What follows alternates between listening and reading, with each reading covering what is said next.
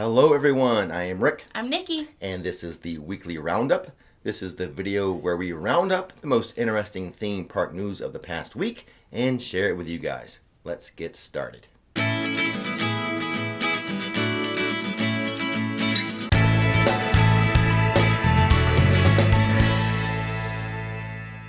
Now this will not be every bit of theme park news that happened. Right. Just the stuff I found most interesting. For example, this past week there was some news about some Disney trash cans. Oh. And how their lids are now closed instead of propped open. That's not very interesting. That is not the type of stuff I'm going to share with you guys. You just did that. Kind of, sort of. Just as an example. Gotcha. And now let's move on to actual interesting news. Okay, we'll do that. Okay. The CDC has changed its face covering guidelines. Mm-hmm. It now says that fully vaccinated people can go most places without wearing a face covering. Correct. So now private businesses are free to adjust their policies. Mm-hmm. And we're seeing that with Disney and Universal Studios. Yes. As now, you do not have to wear a face mask or a face covering outdoors. Mm-hmm. So you can walk around the park without a face mask on. Big changes, actually. Yeah. Now, you do have to wear your face mask when you go inside. Mm-hmm. Go inside of a restaurant. Stores. Retail space. Mm-hmm. Attractions or rides. Yes. And the way it really works is like the moment you get in line for a ride, you have to put your face covering on. Mm-hmm. And you wear it for the duration, like all through the queue and all through the ride or attraction itself, mm-hmm. all the way through the completion of the attraction and the exit. Correct. So once you exit the attraction, you can then take your face mask off. Mm-hmm. This is true of both indoor rides and outdoor rides. Yes. I'll give you an example. The Incredible Hulk is a roller coaster that is outdoors. Mm-hmm. But still, the moment you step into the queue, put your face covering on, mm-hmm. wear it when you're on the ride. Even though the ride is outside, you have to wear it. And then once you get off the coaster, walk past the exit, you're back outside of the attraction. You can then remove your face covering. Yes. Now, it's a little different for water rides. Mm-hmm. For example, we'll do the Jurassic Park River Adventure. Yep. Once you step inside the queue, your mask goes on. But since it's a water ride, once you get inside of the actual raft or the boat, you can take the face mask off. Same thing for like Popeyes and Bluto's Barges and like Ripsaw Falls. Mm-hmm. Because they don't want you to have to like breathe through a wet mask. It's very hard to do. Right. I found that out the other day when I was on Popeyes. Oh, that's true. Yes. So even though I didn't wear it for the actual ride, I didn't stow it properly and it got soaking wet and I tried to put it back on. Ooh, it's hard to breathe through a wet face mask. Yes. So anyway, I think this is a good positive step. Mm-hmm. It's almost back to normal. We're getting there. So just walking around the park with the without wearing a face mask, very enjoyable. It is, especially with the heat and humidity here in Florida. Mm-hmm. It was very draining and very taxing. After a few hours, it's got a little. Right. We found ways to cope, to help ourselves, but really, this is a big step, at least for us. I know, being able to walk around mask free. So now I just have to remember to keep one in my pocket for when I do go indoors. Yeah, I can keep it readily accessible. I've seen people wearing it on chains and people, and things like that, so that it's quick and easy to put on when you need it. I'm just laughing to myself because I know what I'm going to say next. Oh. Talking about to wear it indoors, restaurants, retail space. Oh. Going into bathrooms. This is always a good idea to wear a face mask into a restroom. But here's we've just encountered something. So this was the first couple days where we walked around without a face mask. Yes. Sunburned lips. Oh yeah, and my lips are so sunburned. Mm-hmm. Like this part of and you're even really not used to it. Too. No. Mm-hmm. So yeah, put that chapstick on, that Blistex when you're walking out. There's my tan lines from the mask. I gotta kind of even it out or something. Well, you're doing a good job evening it fast. Oh my goodness. But I'm using more sunscreen now too. So yeah. But my lips, our lips did get sunburned this past weekend. Yeah. Walking around the parks without a face mask. A little tender. Anyway. So there we go. Good news. It feels like it's 90% there. Yeah, we're getting closer. We're inching closer. To only have to wear it inside the face coverings, mm-hmm. a big win. Mm-hmm. In more CDC news, mm-hmm. are more guidance updates. Right. This guidance, not so rewarding. Cruise lines. The guidance, not so good for them. As a result, Disney Cruise Lines, they have canceled their sailings through July. So, that's huge. That's their summer months, the June and July months. Yeah. So it looks like at the earliest, and it still depends on more guidance from the CDC, the earliest would be what? August? Right. For sailings? So now in other Walt Disney World news, in addition to not having to wear the face masks outside at Disney, they will be upping their capacity. They have been at 35% capacity. They did not disclose what the increase would be. And I've heard from other, now this is not from the news release or anything, that it's mainly going to be beneficial to like hotel people and daytime ticket. Yeah, day ticket holders. Not annual pass holders. Yeah, not pass holders. As of yet. Because they are... Or even cast members. We heard that as well. Yeah. The cast members are kind of the bottom of the barrel on being able to get a reservation to get in. So that too. Yeah, because the thing is, they are still keeping their reservation system. So they can up capacity just for whatever groups they want to up capacity for. Like for us as pass members or holders to go click the button to make a reservation, it seems like there's still the same amount of slots available. Yeah. We'll see. It'll change in time, but I mean that is a little bit of good news that they are upping capacity. Yeah.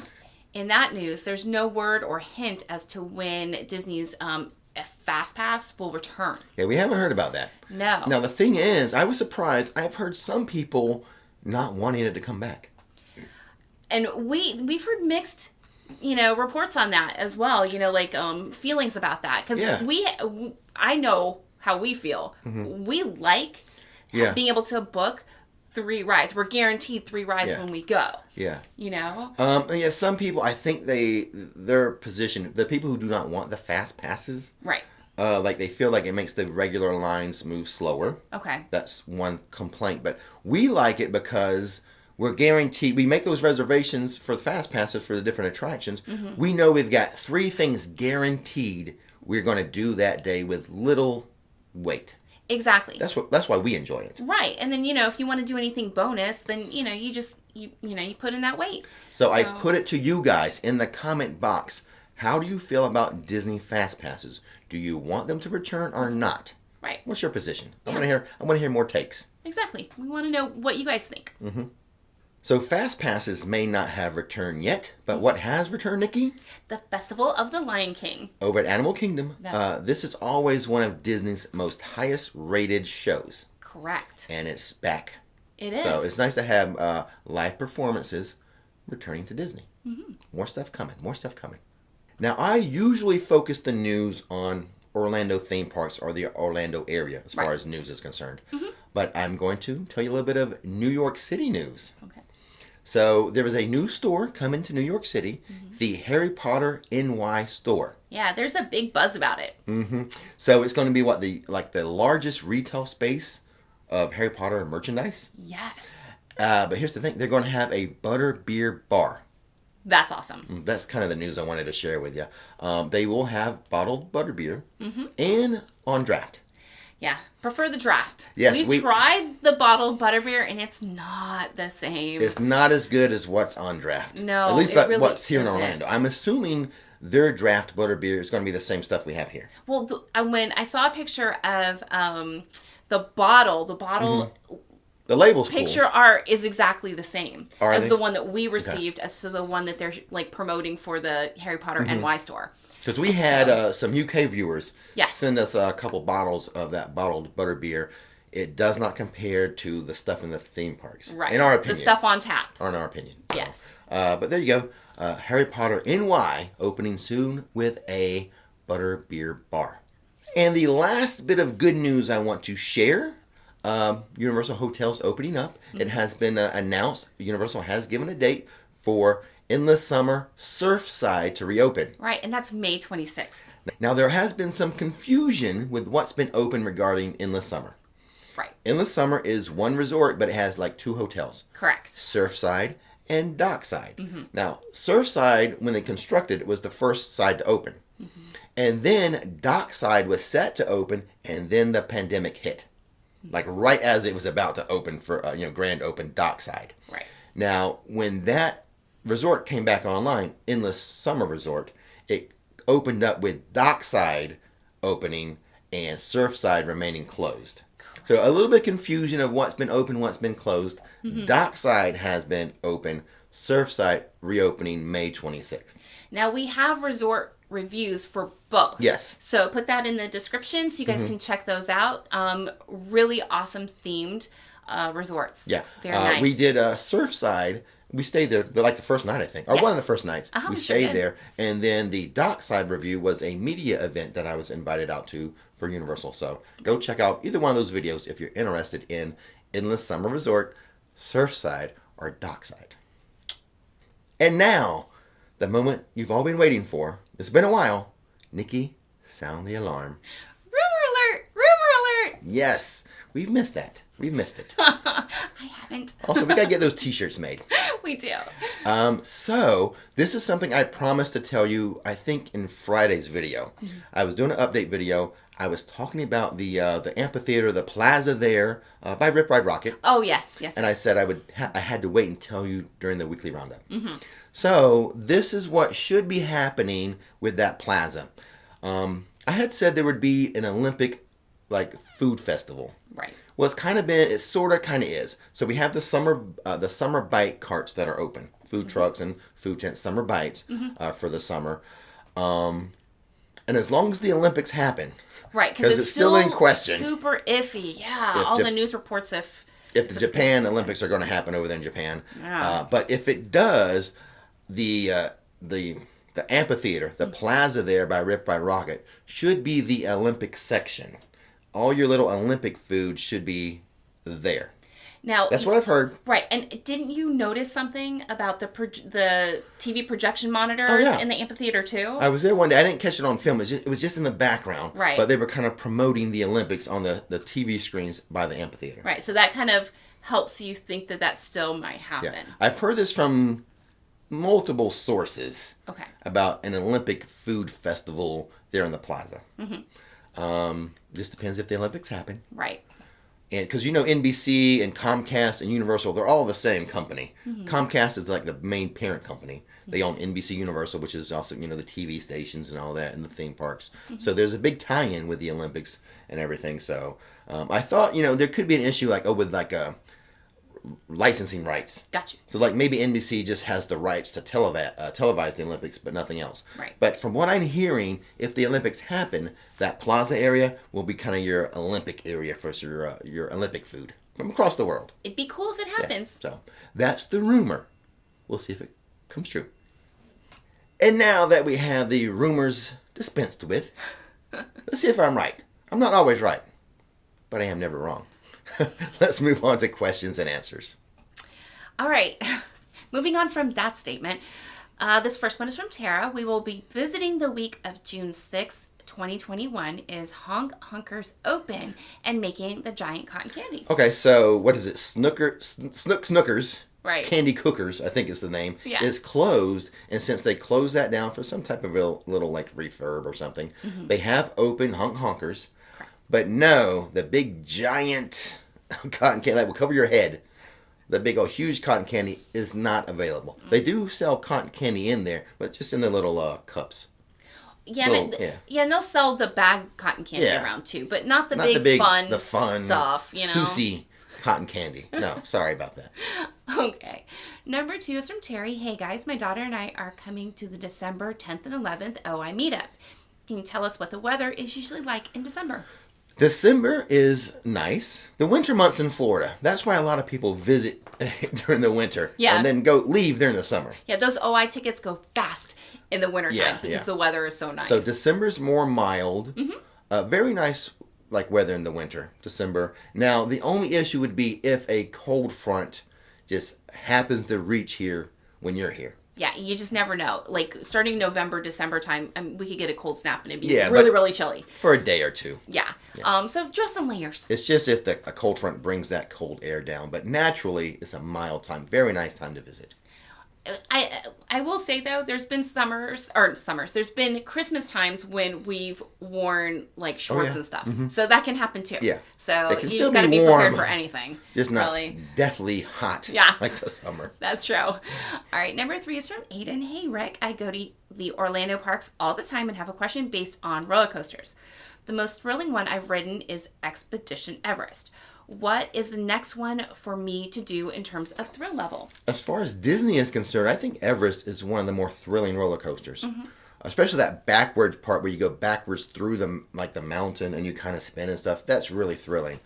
It is. For a step up, like Disney, maybe Rock and Roller Coaster because there's some inversions. Mm-hmm. You know, Everest doesn't take you upside down. Rock and Roller Coaster will, so you can add in those inversions. Mm-hmm. And then if you're talking just like want to throw Universal into the mix, I would say Hagrid's. It's got those 7 launches. It has a backwards section itself. It has a drop track. Very thrilling. Mm-hmm. You know, not the most thrilling at Universal. So that one would be a next step up. And then the other ones are like a huge, giant leap for mankind. It's a bit bigger step. Yeah, because then you're talking Hagrid's about to the other ones. You could do the Mummy. That's not a huge step. But then if you're talking Rip Ride Rocket, Hulk, or the Velocicoaster, yeah, those are gonna be the ones you want to really build up to. So go Rock and Roller Coaster, Mummy at Universal, and Hagrid's. That'll be kind of your next step, and then get ready for the big 3 there of Hulk, Velocicoaster, and Rip Ride Rocket. Okay. Number 4 is from Jonathan. If you use the Express Pass line, do you still get the experience of the queue line like the pre-shows? Not really. Yeah, you miss quite a bit most of the time. It varies with some of the queues. Yeah. Some of the queues allow you to see, more of the pre-shows and what's inside the queue and everything, more than others. So it varies. But as a general answer, you do miss some. You do miss some with the Express Passes. Sure. Absolutely. All right, number 5 is from Kara. For single rider lines, how much of the queue and the pre-show do you miss? I keep hearing you miss a chunk of it. Yeah, see, I put those questions back to back. I got you. They're related. Yeah. Yes, with the single riders, you miss a lot. Mm-hmm. Just off the top of my head, like the Mummy and like Escape from Gringotts. Well, Escape from Gringotts is a really cool queue, but you miss 90% of it. Right. I mean, maybe even more. You miss a lot of that. So single rider lines, yeah, you're going to miss a big chunk of the queue. Now, speaking of queues, maybe a future video could be for you is to, now that all the things are starting to change and they're loading the rides differently and they're, the queuing is different for the spacing, I wonder if they're going to start doing more pre-shows again.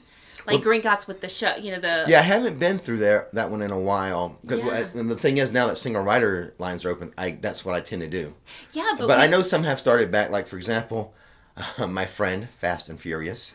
I know they've had a couple pre-shows that have, like, characters entertaining people. That's returned. So those are coming back. Good. Yeah. So we missed some of those pre-shows. Maybe I should go through Fast and the Furious and record some of those. Can't we be friends? Why can't we be friends? Okay, number 6 is from Matt. I'm thinking of staying at Lowe's Royal Pacific in November for one night as part of a Florida trip and was wondering what you think of that and is it worth it for express passes and easy access to the park for the 2 days? I think so. And that's just not my thoughts. I talk to a lot of people in the park and that seems to be the consensus of the people I talk to is that staying at those, I guess they're called the Premier. They call Premier? I think so, because that's my pass level, so no. preferred. Premier is mine. Okay, right? Yours is... People who stay I'll call it the luxury hotels. Okay, there you go. I call it luxury. They have, I think the official name might be Premier Hotels. Yeah, okay. The people I talk to, most of them say it's worth it because of the express passes. Right, especially if you have multiple people staying. Yeah. Mm-hmm. So, yes. Party. It tends to be worth it. All right. And the next question is from Ryan. I'm going to Universal again, debating on Surfside in or Dockside in. Which should I choose? Okay. They're basically the same. The rooms are pretty much exactly the same. Yeah, the only difference is like the lobby area, the theming of like the lobby and the food sections. Right. Do you want a more beachy theme or do you want a more... Wait, hold on. I got to check. Breaking news. No breaking news. I'm on alert for HHN news, but that's my Alexa telling me something. We are on high alert for them to drop house information. Yeah. We're almost like 100 days out, or a little bit more. Normally I wouldn't keep the phone so close, but I am on high alert for HHN news, but that's just Alexa. Okay, so either you want like beaches, or a dockside kind of like river, lakeside theme. But I personally, there's basically no difference. Pick either one. Right. All right. The next one is from BJ. Now that single rider lines have reopened at Universal, the rides are being loaded to capacity. Does this mean the single riders will ride alongside or with other guests? They will mix parties. Mm-hmm. Let's say there's a ride like the Mummy. Four seats per row. Okay. And a party of 3 shows up. I would fill in as the 4th person in that row. Now, I think they are allowing you, like if you're the party of 3 and you say you do not want to mix, for right now, I think they are, they wouldn't mix you then. Oh, but that seems good. I mean, that seems fair. You wouldn't ride alone. That's the whole purpose of single rider, is to increase capacity. Yes, exactly. Move those lines quicker. All right, next one is from Shannon. Can you utilize express passes and child swap at the same time? Yes, I believe so. But this is one I'm going to put to you viewers, if you know better than me, because we don't utilize child swap. Exactly. So check out the comments for people who may have a better answer, but I believe you can. Okay. Mm-hmm. Next one is from Rachel. Does the Velocicoaster have a baby swap? If so, what does this look like? Yes, it does. Mm-hmm. It's in the locker area. Mm-hmm. It's a pretty big room, too, and it's got, like, padded benches to sit on and a TV. And when I was in there, the TV was playing the Netflix show, Camp Cretaceous? Okay. Camp Jurassic? Whatever that was. Whatever the Netflix show for Jurassic Park is, or Jurassic World, they were playing that. So fun. They keep that themed as well, so. Nice. They might even, I don't know if they'll play the movies or not. I don't know if a little kid wants to see a T-Rex attacking kids, but they do play attacking people. Yeah. Well, no, in the first movie, there's kids in that, the Ford Explorer, whatever it is, and he's crushing it. Maybe they don't show that. Maybe they keep that animated Netflix series. I would say so. But yeah, that's the child swap area. All right. Next one is from Martin. Do you think Universal will have technical rehearsals of the Velocicoaster during the June Orlando Informer Meetup event on June 4th and 5th, 2021? I have texted Taylor of Orlando Informer. They do not anticipate that happening. So the official answer is no. During the meetup, no technical rehearsals. That's Orlando Informer's official position. Now, however, when you go to the meetup, you are allowed into the park with your meetup ticket, I can't remember, 2 or 3 hours early. Mm-hmm. So you could utilize that extra time when it's open to all park guests and then go to the Velocicoaster technical rehearsal. Mm. But during the actual event, the official stance is not available. If we get lucky, but I have to say no. Okay. Is this the last one? This is the last one. All right, this last one's from Seth. Rides that are a must-do at night compared during the day. All the outdoor rides. I say all the outdoor rides. Now, obviously, indoor rides like Spider-Man or Transformers. It doesn't matter. It doesn't matter. But I think all the rides are more fun at night. I think so, too. And Nikki, you just rode the Velocicoaster at night. Just last night. I did on the live stream. Mm-hmm. You guys were patient enough that watched the live stream to hang out with Rick and let me ride that.